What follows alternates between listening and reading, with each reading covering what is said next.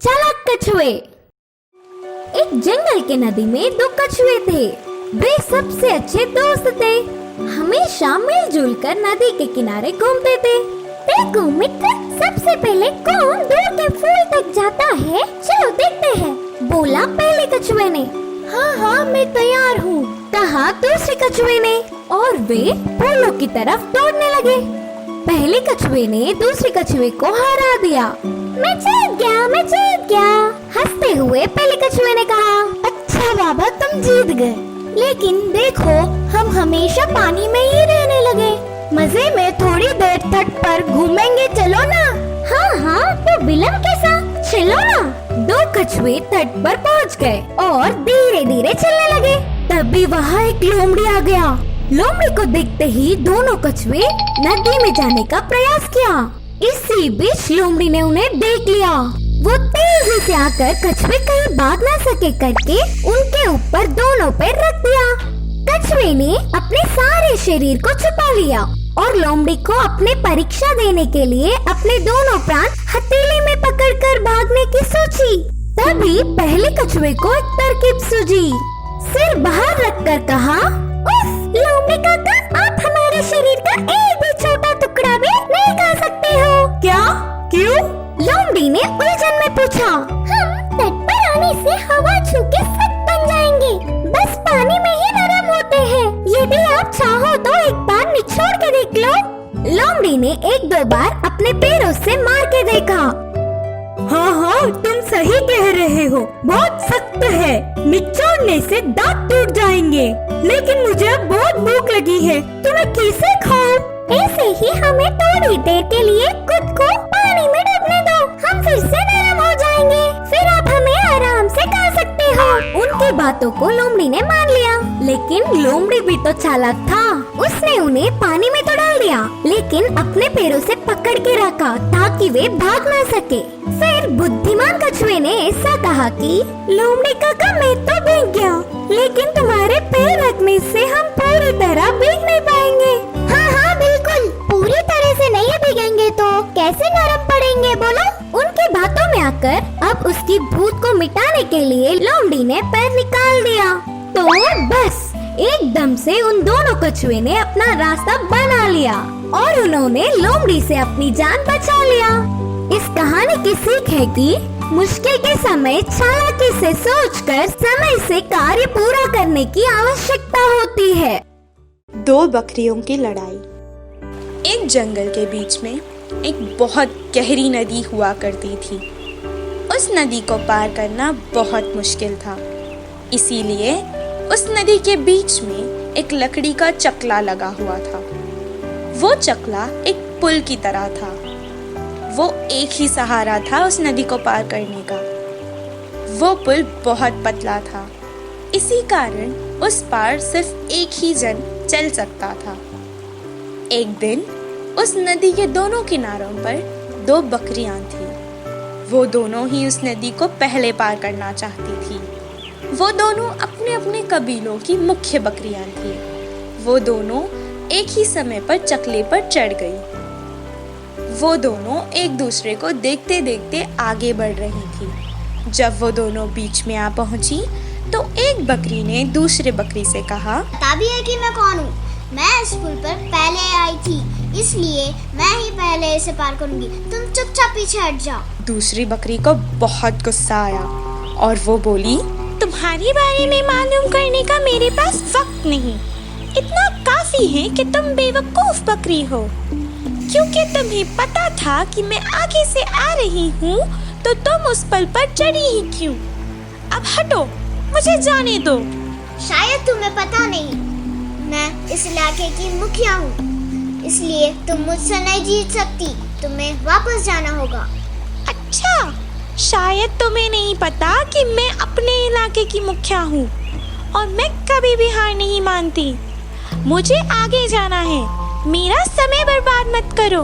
दोनों बकरियां अपने अपने अहंकार को लेकर लड़ पड़ी। लड़ते लड़ते बात बहुत आगे बढ़ गई। जब बातों से कुछ हल नहीं मिला तो पहली बकरी ने दूसरी बकरी को अपनी सींग से धक्का देने की कोशिश की। दूसरी बकरी को बहुत गुस्सा आया उसने भी अपने सींग से वार किया। लड़ाई के दौरान दोनों बकरियां के सींग टूट गए, लेकिन फिर भी दोनों ने हार नहीं मानी। वो एक दूसरे को धक्का देकर लड़ रहे थे। लड़ते लड़ते वो दोनों पानी में गिर गए। उस नदी का पानी बहुत तेज़ी से बह रहा था। वो दोनों ने बहुत कोशिश की कि अपने आप को बचा सके, पर वो असफल रहे। वो दोनों ही नदी के साथ बह गए। इस कहानी से हमें ये शिक्षा मिलती है कि अगर हम अपनी जिद को पीछे करके समझदारी से काम लें तो ही अक्लमंदी है। सारस और लोमड़ी की कहानी। एक जंगल में सारस और लोमड़ी दोनों अच्छे दोस्त थे। एक दिन लोमड़ी ने अपने दोस्त सारस को भोजन के लिए बुलाया। दोस्त, तुम जरूर आना, तुम्हारे मनपसंद खाना बनाऊंगा। ऐसे बहुत प्यार से बुलाया। तुम इतने बार बुलाने की जरूरत ही नहीं है, मैं जरूर आऊंगा। हम खाना खाकर अच्छे से समय बिताएंगे। ऐसे उस सारस ने उस लोमड़ी का आह्वान को अच्छे से मंजूर किया।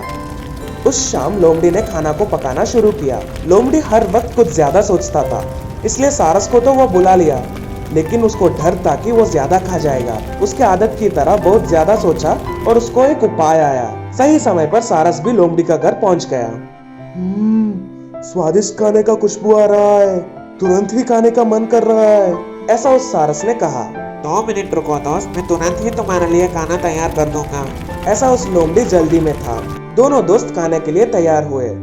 लोमड़ी ने ऐसा थाली रखा जिसमें सारस अपना चोंच से खा नहीं पाया। थोड़ा प्रयत्न किया लेकिन ज्यादा खा नहीं पाया।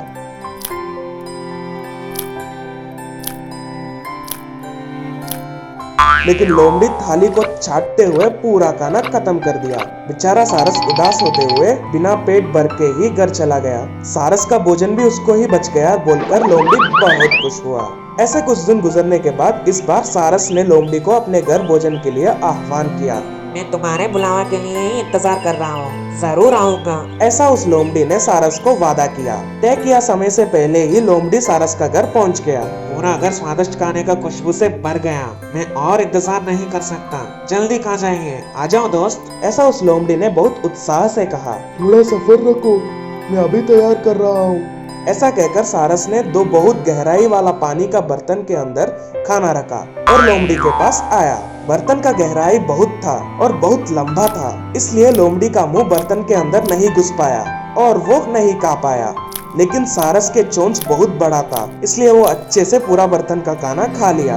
पर अंत में लोमड़ी कुछ भी नहीं खा पाया और भूखा पेट घर चला गया। इस कहानी का नीति ये है कि हम जिस तरह दूसरे व्यक्ति से व्यवहार करते हैं, ऐसे ही दूसरे व्यक्ति हमसे भी व्यवहार करता है।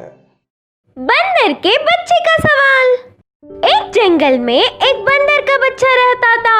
वह हर समय जंगल में घूमते हुए सब जानवरों को देखता है। तरह तरह के पक्षियाँ जानवरों को देखते ही एक एक अलग अलग से क्यों है, ऐसे प्रश्न उसके मन में उठते थे। पता नहीं क्यों इस जंगल में सारे पक्षियाँ जानवर एक जैसे नहीं है। एक को पूछो तो दूसरों को बड़ी पंख है। एक जमीन पर भागता है तो दूसरा पानी में तैरता है और एक हवा में उड़ता है। ऐसे क्यों, कुछ समझ में नहीं आ रहा। कोई भी माँ को पहले गुरु मानते हैं ना। मेरे सारे संदेह प्रश्न माँ से जान लूंगी बोल के माँ के पास गया। माँ, मेरे मन में कुछ संदेह प्रश्न है, उन्हें आप जवाब दोगे? हाँ, बिल्कुल दूंगी। पूछो बेटा।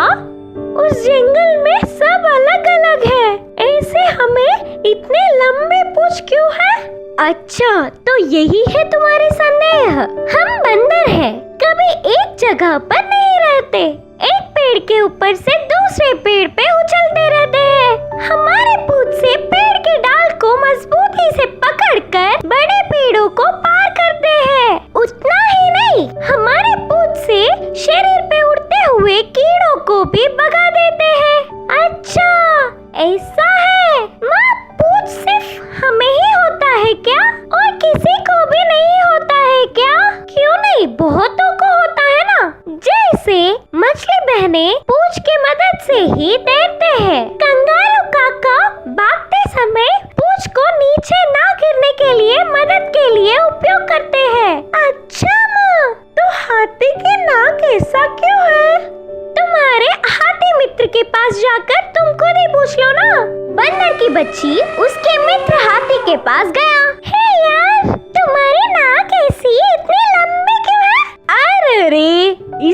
नाक नहीं, सूंड कहते हैं। अच्छा, बंदर ने कहा, यह सूंड से बहुत सारा पानी एक ही बार पी सकते हैं। ऐसे ही पेड़ पे से फल आसानी से ले सकता हूँ, बड़े बड़े बार आसानी से उठा लेता हूँ। ये सूंड मुझ पर बहुत अच्छा लगता है। हाँ हाँ, बिल्कुल सच है। हाथी और बंदर नदी के किनारे जा रहे थे तो एक मछली पानी में उड़ती हुई दिखी। मछली दोस्त, तुम क्यों हमेशा पानी में ही रहते हो? डर नहीं लगता क्या? नहीं दोस्त, हम पानी में ही आराम से रहते हैं। हम खाने की चीजें भी पानी में ही ढूंढ के खाते हैं और तुम्हें प्यास लगता है तो पानी के लिए भागते हो, पर हमें तो पूरा पानी में ही रहने से प्यास ही नहीं लगता। हाँ हाँ, तुम्हारे बोलने से अब मुझे प्यास लग रहा है। हाथी नदी में पानी पी रहा था। आते हैं मित्रों करके हाथी और बंदर की बच्ची मछलियों को बोल के ऐसे पेड़ के ऊपर से उछले। पेड़ की ढाल पे एक कौवा बैठ के कुछ खाते हुए बंदर की बच्ची को दिखी। कौवे दोस्त, तुम्हें बस पैर क्यों है, हाथ क्यों नहीं है? बोलकर पूछा।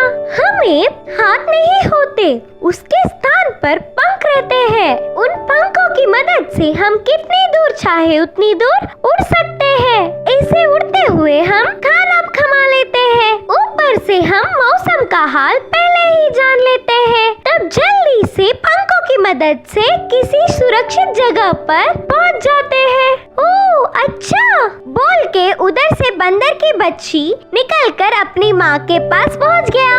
माँ, आज मेरे कुछ मित्रों से मिला। उनके विशेषताओं से वह बहुत खुशी से जी रहे हैं। मैंने अपनी आंखों से देखा। माँ, मैंने जान लिया कि ये भगवान की सृष्टि में हमारे जानवरों की दुनिया बहुत ही अद्भुत है। ऐसे बच्चा खुशी से बोलने पर माँ भी बहुत खुश हुई। इस कहानी की नीति यह है कि खुद अकेले की दुनिया तो नहीं होती, लेकिन जो उसी दुनिया को अद्भुत मान लेता है ना, उनको उससे बड़ी खुशी की बात होगा ही नहीं।